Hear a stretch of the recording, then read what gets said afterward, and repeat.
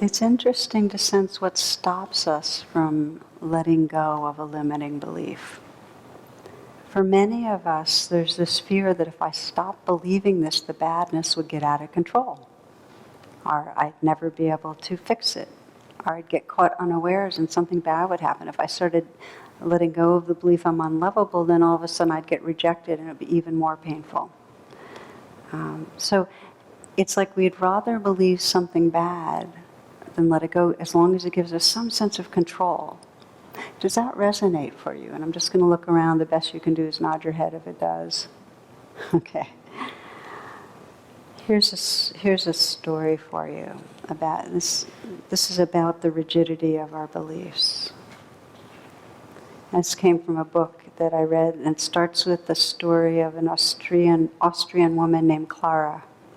And she was made pregnant by a married uncle who, when his wife died, married her. And all her children die soon after birth.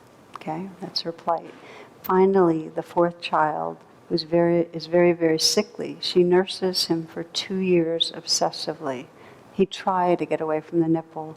She'd force, as if that would be what made him live. She was also obsessive about having a spotless house, and she lived in fear of her husband's beatings.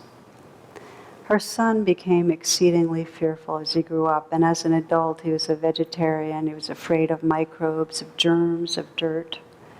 He felt the blood in his veins was dangerous, would bring about defects, feeble-mindedness.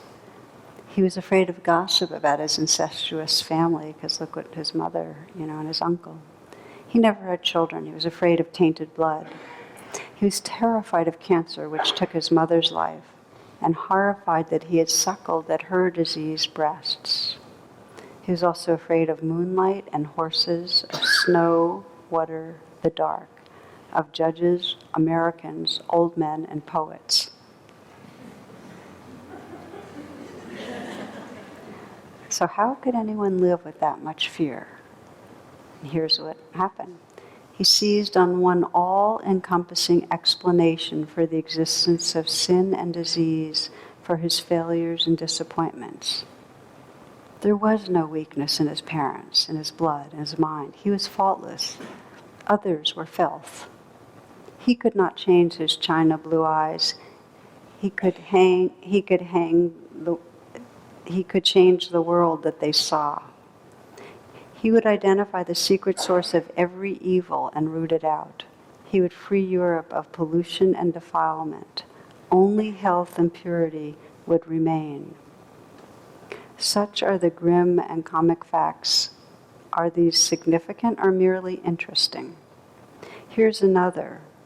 The doctor who could not cure Clara Hitler's cancer was Jewish.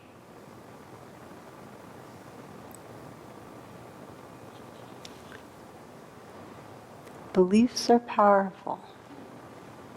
When we have a lot of fear, we either turn on ourselves, I am bad, so we can control the self, or we put it out in the world, you're bad. And often we do both.